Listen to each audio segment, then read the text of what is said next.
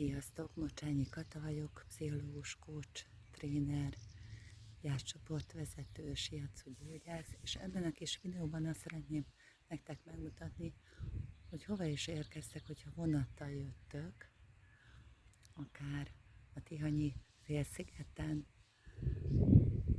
coaching sétára, akár az ősszel induló női flow személyiségfejlesztő csoportom szabadtéri helyszínére. És most meg is mutatom, hogy mit árul elétek. Itt a 3 kis kupola, a Tihanyi öböl,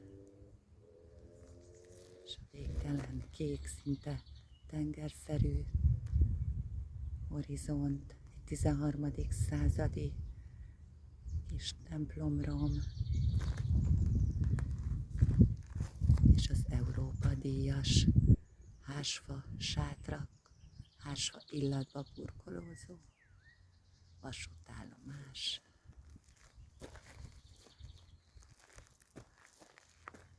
Várlak szeretettel, akár egész nyáron, akár a programomon, szeptemberben.